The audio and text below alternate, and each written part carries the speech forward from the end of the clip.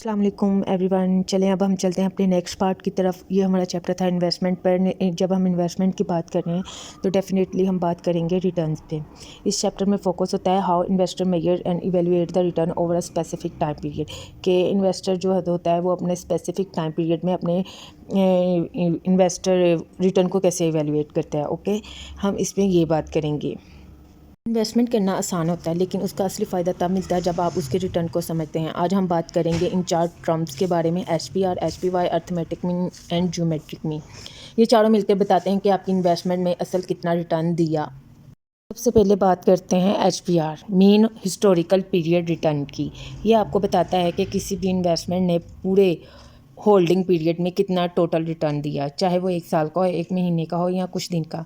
Mean कि जब आपने एसेट बाय किया था, देन उसके बाद आपने जितनी देर होल्ड किया और देन उसे सेल किया, उस दौरान आपको कितना रिटर्न मिला। ये हिस्टोरिकल पीरियड रिटर्न होता है।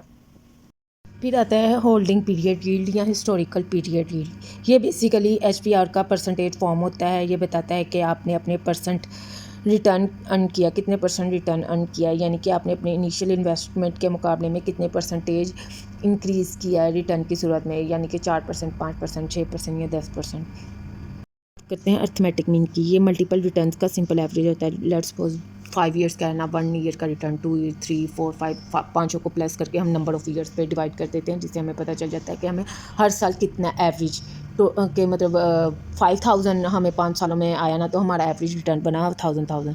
तो ये हमारा हो जाता है अर्थमेटिक मीन। जबकि ज्योमेट्रिक मीन जो होता है ना, वो लंबी लॉन्ग टर्म परफॉर्मेंस को चेक करता है, जैसे कि 50 ईयर्स, 20 ईयर्स, 30 ईयर्स, 25 ईयर्स। इसमें ना जो होता है ना, आपका कंपाउंडिंग ग्रोथ भी प्लस होता है, यानी कि हर साल में बढ़ते हुए इफेक्ट को भी इंक्लूड किया जाता है। तो अगर आप रियल ग्रोथ देखना चाहते हैं तो जियोमेट्रिक मीन हमेशा एक्यूरेट होता है, किससे? अर्थमेटिक मीन से ज़्यादा एक्यूरेट होता है। इन्वेस्टमेंट सिर्फ पैसा लगाना नहीं होता कि हमने कोई एसेट बाय कर लिया, उसकी परफॉर्मेंस, उसके रिटर्न को समझना भी एक आर्ट है। और जब आप HPY, HPR और AM और GM का डिफरेंस समझ आ जाएगा ना, तो आप हर इन्वेस्टमेंट को प्रोफेशनल तरीके से इवेलुएट कर सकते हैं। चलिए अब हम इसे 1 बाय 1 देख लेते हैं। HPR, HPY और AM और GM होता क्या है और इसे कैसे कैलकुलेट किया जाता है और इससे हमें अपनी कैसे परफॉर्मेंस, इन्वेस्टमेंट की परफॉर्मेंस का पता चलता है। Let's go. So guys, HPR basically represent करता है परसेंटेज इनकम को, जो एक इन्वेस्टर किसी स्पेसिफिक टाइम पीरियड में अर्न करता है। द बेस्ट पार्ट इज़, ये किसी भी ड्यूरेशन के लिए हो सकता है, चाहे वो 1 मंथ की हो, 1 दिन की हो, 1 ईयर की हो या फ्यू डेज़ की हो। लेकिन याद रखो, it does not reflect annualise return. मतलब ये आपको ये नहीं बताता कि आप ईयरली प्रॉफिट रेट क्या है। ईयरली प्रॉफिट रेट नहीं बताता, ये बताता है कि आपने HPR tells you how much you earn during the time you held your investment, no matter how long that period was। ये बताता है कि आपने अपना कितनी देर के लिए अपने एसेट्स को यानी इन्वेस्टमेंट को होल्ड किया, रखा अपने पास, किस लिए? रिटर्न कमाने के लिए। और लेट्स सपोज अगर आपने 6 महीने रखा, उस 6 महीने में आपने उससे कितना रिटर्न कमाया। ये आपको ईयर का नहीं रिटर्न बताएगा, जितनी देर आपने अपनी इन्वेस्टमेंट को होल्ड किया होगा ये आपको उतना ही बताएगा। चलें अब हम इसे एक एग्जांपल के थ्रू समझते हैं। चलें सबसे पहले हम फार्मूले को समझ लेते हैं। फार्मूला इसका क्या है? इसमें दो प्राइस का होना ज़रूरी है। एक जो हमने जिस पे हमने अपनी इन्वेस्टमेंट को बाय किया और जिस पे हमने सेल किया, दो अमाउंट्स होती हैं।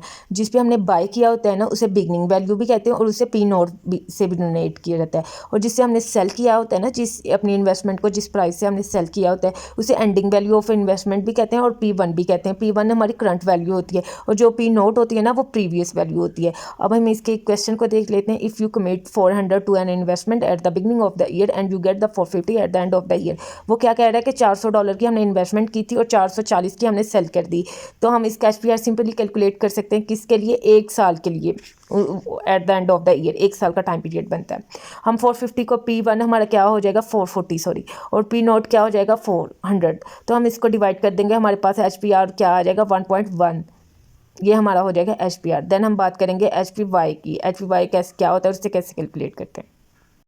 चलिए अब हम यहाँ पे इसकी इंटरप्रिटेशन की बात कर लेते हैं। HPR की इंटरप्रिटेशन कैसे की जाती है? P1 जो हमारा होता है वो सेलिंग प्राइस होती है, करंट प्राइस होती है। और जो P नोट होता है वो हमारी बाइनिंग प्राइस, बिगनिंग प्राइस होती है। HPR की जो वैल्यू आएगी ना रिटर्न की, अगर वो इक्वल टू 1 होगी, इसका मतलब है हमें नो प्रॉफिट नो लॉस, ना हमें फ़ायदा हुआ है, ना लॉस हुआ है, ना नुकसान हुआ है। वो हमारा ब्रेक इवन पॉइंट होगा, नो प्रॉफिट नो लॉस।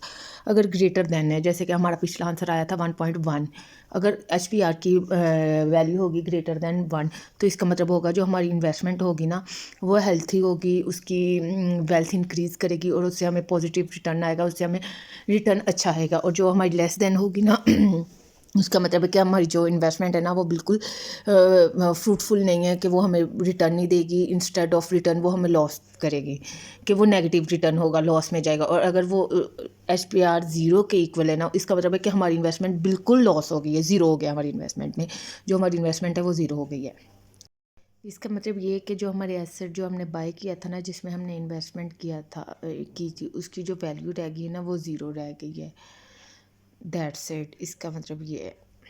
अगर 1.1, 1.2, 1.3 होगा तो वो प्रॉफिट में होगा। अगर 0.7, 0.8, 0.9, 0.4 होगा तो वो माइनस में होगा, नेगेटिव इन्वेस्टमेंट रिटर्न आएगा। अगर इक्वल टू ज़ीरो हो जाएगा तो इसका मतलब है हमारे टोटल एसेट जो है ना उसकी वैल्यू ख़त्म हो गई है, उसकी प्राइस ख़त्म हो गई। अगर इक्वल टू 1 हो जाएगा ना तो इसका मतलब है कि no profit no loss, break even point. HPY stand for holding period. ये शो करता है कि हमारे रिटर्न को परसेंटेज में शो करता है। किसी रिटर्न को जितनी देर इन्वेस्टर ने अपनी इन्वेस्टमेंट को होल्ड किया होता है, उसमें से जो इन्वेस्टर रिटर्न कमाता है ना, ये उसको शो करता है। ये पॉजिटिव में भी हो सकता है, ये नेगेटिव में भी हो सकता है। मिसाल के तौर पे ये प्रॉफिट भी हो सकता है, ये लॉस भी हो सकता है। ये एक तरह की ना रेशियो होती है जो बताती है कि आपकी वेल्थ कितनी हो गई है। जब हम HPR में से 1 को माइनस करते हैं तो हम सिर्फ प्रॉफिट का पोर्शन देखते हैं। जो 1 माइनस करते हैं ना, इसका मतलब होता है कि जो हमारी वो होती है इन्वेस्टमेंट, सॉरी, उसको हम हटा देते हैं। हम सिर्फ और सिर्फ कैलकुलेट करते हैं या शो देखना चाहते हैं कि हमारी कितना प्रॉफिट है, 10% है, 5% है, 4% है, जितना भी व्हाट्सएवर। जब हम माइनस तो हम इन्वेस्टमेंट में से हटा देते हैं और एक्स्ट्रा प्रॉफिट निकालते हैं। HPR में भला क्या होता है, हमारा टोटल दिखाया जाता है जिसमें इन्वेस्टमेंट भी इंक्लूड होती है और प्रॉफिट भी इंक्लूड होते हैं। और जो HPY होता है ना उसमें सिर्फ और सिर्फ प्रॉफिट दिखाया जाता है। जैसे कि आप देखते हैं HPY इजिकल टू HPR-1। जो -1 किया है ना, ये हमने अपनी इन्वेस्टमेंट को हटा दिया है, देन हमने सिर्फ कैलकुलेट किसको किया, प्रॉफिट को। वो 1.10 थी, -1 कर दिया तो हमारा 10% प्रॉफिट आ गया। चलें अब हम नंबर ऑफ ईयर भी चेंज करके देख लेते हैं कि क्या रिजल्ट आता है। इसमें भी हमारा फॉर्मूला वही रहेगा, HPR equal to P1 divided by P0, और ब्रैकेट के ऊपर लिख देंगे 1/n। 1/n मीन्स एन हमारा बराबर है एन नंबर ऑफ़ ईयर्स के। इन्वेस्टमेंट इज होल्ड, वो वाले ईयर जिसमें हमने अपनी इन्वेस्टमेंट को होल्ड किया हुआ है। वो क्या कह रहा है, consider an investment that cost 350 and it's worth is 450 after being held for the 2 years. And हमारे 2 ईयर्स हो गए, जो हमारी सेलिंग प्राइस हो जाएगी P1। सबसे पहले हम सॉल्व करेंगे 1/n को। 1/n, एन 1 को डिवाइड करेंगे 2 पे, वो आ जाएगा 0.5, ठीक है ना। देन हम फिर ब्रैकेट के अंदर को सॉल्व कर लेंगे। $455 थे, हमने $355 पे डिवाइड किया, वो आ गए 1.25। अब इसे हम मल्टीप्लाई कर देंगे 0.5 के साथ, तो हमारा HPR इजिकल टू हो गया 1.13 के। HPR equal to 1.13। अब हम इससे हम कैलकुलेट कर सकते हैं HPY is equal to HPR-1। HPY-1 को हमने इसमें से HPR में से 1 माइनस किया तो हमारा आ गया 0.13। हमारा कितना है, 13%। ये हमारा क्या बन गया, HPY। ये हमारा था 2 ईयर्स का हमने कैलकुलेट किया HPR और HPY। वो जो हमने पहले किया था वो हमारा था 1 ईयर का। देन हम नेक्स्ट की तरफ चलते हैं, ज्योमेट्रिक मीन्स और अर्थमेटिक मीन्स की तरफ।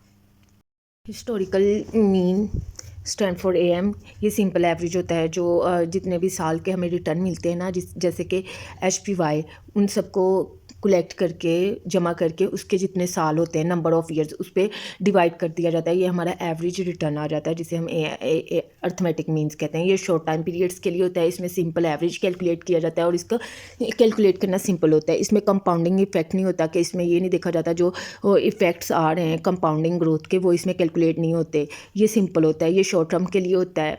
देन हम बात करते हैं ज्योमेट्रिक मीन पे।